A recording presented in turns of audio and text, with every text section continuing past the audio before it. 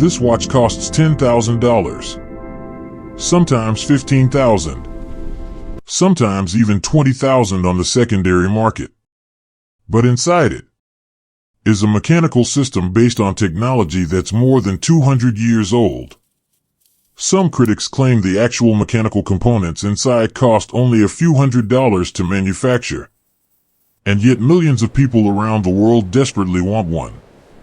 They wait years for the chance to buy it. Stores keep empty display cases. Collectors treat it like an investment. And entire markets have formed around flipping it for profit. So the question is simple. Is Rolex the greatest luxury watchmaker in history? Or the most successful marketing machine ever created? Today we're uncovering the truth behind the Rolex Submariner. How a simple diver's tool became a global symbol of wealth. And why a $10,000 watch might cost far less to produce than most people imagine. In the world of luxury watches, one brand dominates everything else. Rolex. Mention the name anywhere on Earth, and people instantly know what it represents. Success. Achievement. Status. For decades, Rolex has positioned itself as the ultimate symbol of accomplishment. When someone reaches the top of their profession, they often celebrate with a Rolex. But the mythology around the brand didn't happen by accident. Rolex wasn't built purely through engineering or craftsmanship. It was built through something much more powerful. Storytelling. At the center of that story was a man named Hans Wilsdorf. Wilsdorf wasn't a master watchmaker. He wasn't a horological genius designing complicated mechanisms. Instead, he was something much rarer. A marketing visionary. At the beginning of the 20th century, wristwatches were not taken seriously. Most people still relied on pocket watches. Wristwatches were considered fragile, inaccurate, and even feminine. But Wilsdorf believed wristwatches would become the future. And he realized something important. If he could convince people that wristwatches were reliable, he could create an entirely new market. So he focused on two powerful ideas: precision and prestige. These ideas would eventually become the foundation of the Rolex brand. In the early years, Rolex didn't manufacture everything itself. Like many watch companies of the time, it sourced components from different suppliers. Movements came from specialized Swiss manufacturers. Cases came from another supplier.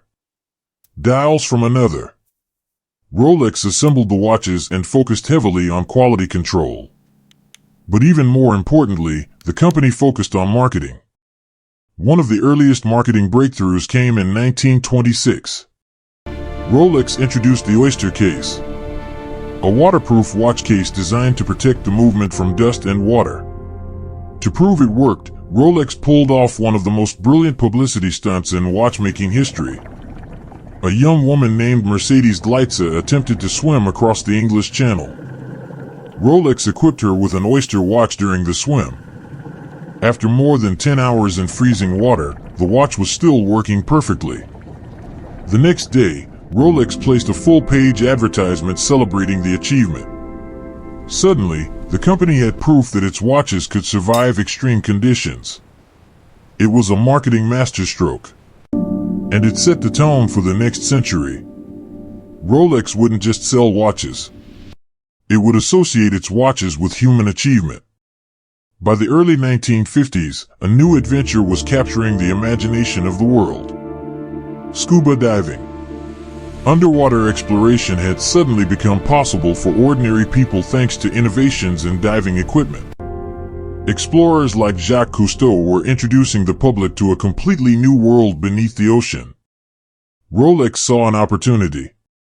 In 1953, the company introduced a watch designed specifically for divers. The Submariner. At the time, it was revolutionary. It could withstand depths of 100 meters. It featured a rotating bezel that allowed divers to track elapsed time underwater. And it had luminous markers so the dial could be read in the dark ocean depths. But the most important detail is often forgotten today. The Submariner was not originally a luxury item. It was a professional tool. Divers wore it because they needed reliable equipment. Just like pilots used aviation watches and soldiers used field watches. The early Submariner cost roughly $150. Adjusted for inflation, that's still far below the price of modern Rolex watches. At this point, the watch had not yet become a global symbol of luxury. That transformation was about to happen. In 1962, a new film introduced audiences to a character who would become one of the most famous spies in cinematic history. James Bond. Played by Sean Connery. In the film Dr. No, Bond wore a Rolex Submariner. The choice wasn't originally a product placement deal. It was simply a watch that matched the character's image. Tough. Elegant. Reliable. But the impact was enormous. Suddenly the Submariner wasn't just a diver's tool. It was the watch worn by the world's most stylish secret agent. And Rolex understood the power of that association. Throughout the following decades, the company continued linking its watches to extraordinary achievements. Mountaineers wore Rolex watches during expeditions to Mount Everest.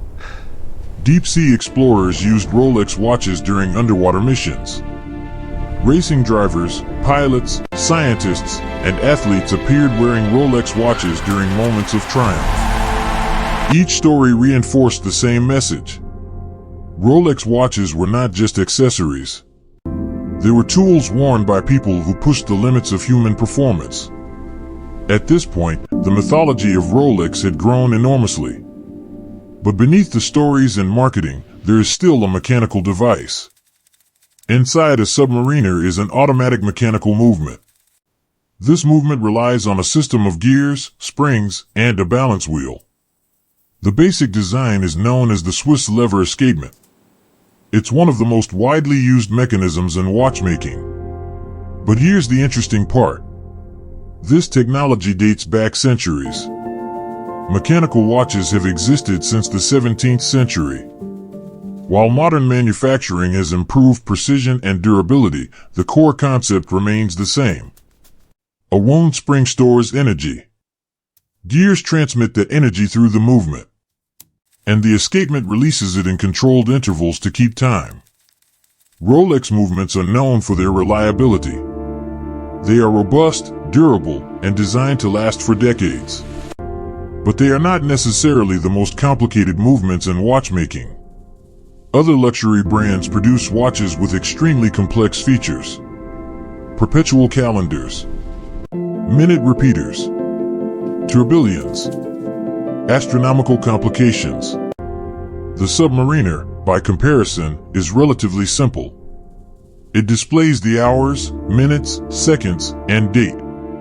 Its strength is not complexity. Its strength is durability.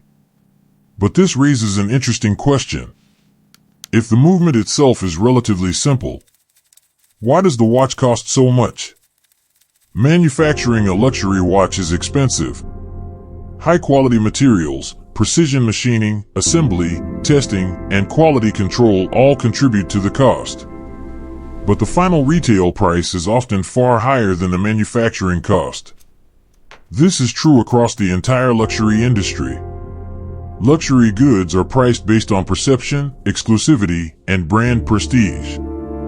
Rolex has mastered this system. Industry analysts estimate that the production cost of a stainless steel luxury watch may be a fraction of its retail price. The rest of the price reflects research and development, marketing, distribution, and brand value. In other words, when you buy a Rolex, you are not just buying a mechanical object. You are buying into a brand, a story, a symbol. And that symbol carries enormous power. Today, something strange happens when people try to buy a Rolex. They walk into a boutique, and the display cases are empty. Sales associates explain that there is a waiting list. Sometimes the wait can last months. Sometimes years. But here's the surprising part. Rolex produces roughly 1 million watches every year. That's a massive number for a luxury brand. Yet demand still exceeds supply. Rolex tightly controls distribution through authorized dealers. Certain models are extremely difficult to obtain. This limited availability creates a powerful psychological effect. Scarcity. When people believe something is rare, they desire it even more. The waiting list itself becomes part of the experience. Owning the watch begins to feel like joining an exclusive club. Scarcity has another consequence. A secondary market. When buyers cannot easily purchase a watch from an official dealer, they turn to independent resellers. These resellers operate in what's often called the gray market. They buy watches from authorized dealers or collectors and sell them at higher prices. Sometimes much higher. A Submariner with a retail price of $10,000 might sell for $15,000 or more on the secondary market. Some buyers purchase watches specifically to resell them. Flipping watches becomes a profitable business. In this environment, the watch begins to function less like a tool and more like a financial asset. Collectors track market values. Certain models appreciate dramatically over time. Vintage Rolex watches have sold for hundreds of thousands of dollars at auction. In rare cases, even millions. What began as a diver's instrument has evolved into something very different. A global investment market. So why do people buy Rolex watches? For most buyers, the answer isn't diving. Most submariners will never see the ocean. Instead, the watch serves a social function. It signals success. Humans are highly sensitive to status signals. Throughout history, people have used clothing, jewelry, and accessories to communicate their position in society. Luxury brands understand this deeply. A Rolex on the wrist sends a message instantly. Achievement, wealth, confidence. Even people who know nothing about watches recognize the brand. The crown logo has become one of the most powerful status symbols in the world. So is the Rolex Submariner worth $10,000? From a purely mechanical perspective, many watches can keep time just as accurately. Some even use quartz technology that is far more precise. But luxury value isn't based solely on mechanics. It's based on perception, craftsmanship, heritage, brand reputation, and perhaps most importantly, desire. Rolex spent more than a century carefully building that desire. Through marketing, through storytelling, through association with exploration, adventure, and success. The result is something remarkable. A simple mechanical watch has become one of the most recognizable symbols of achievement in modern culture. The Rolex Submariner began as a practical tool for divers. Today it represents something much bigger. Luxury, prestige, status, and for some collectors, even investment. The mechanics inside may be centuries old. The materials may be relatively simple. But the brand itself has become priceless. Because in the end, the real power of Rolex isn't just watchmaking. It's storytelling. And Rolex may be the greatest storyteller in the history of luxury. So now the question returns. After knowing all of this, would you still buy one?